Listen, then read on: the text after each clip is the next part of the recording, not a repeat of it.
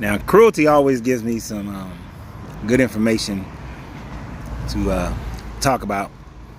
So he said, no, Israel was the last nation formed. Stop right now. Now, I'm not exactly sure what kind of nation that you're talking about, but if we talk about nations as we humans describe nations, there have been many nations since the Hebrew people.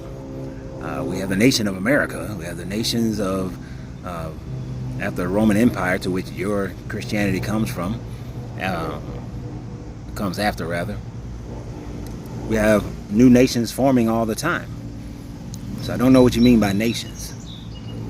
Now, he said the Most High did that to show and prove his existence above all gods. If the Most High did that to prove his existence, then wouldn't the Mormons be able to say the same thing according to Joseph Smith? Now, wouldn't any other religion that has come after Christianity, such as Islam, be able to do the same thing? Because in Islam, they created nations as well, because they were Arab tribes. And then they created their different nations that we have today. So, and you think he is a copy? On the contrary, let's look at that copy thing for a second.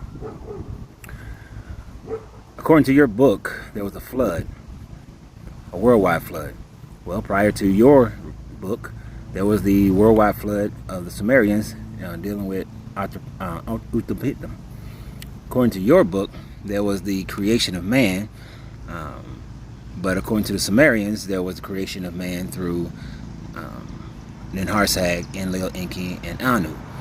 According to your book, everything was in chaos and darkness, and then there was light. According to the Egyptian story, there was darkness until the Ogdod was formed, and then the Ogdod came into conscious reality through Ra.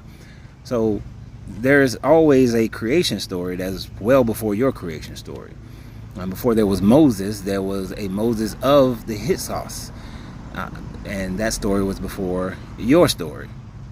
So your God is not original. None of the teachings, the Code of Hammurabi, the laws of Ma'at were already there before your God decided to write his 10 Commandments.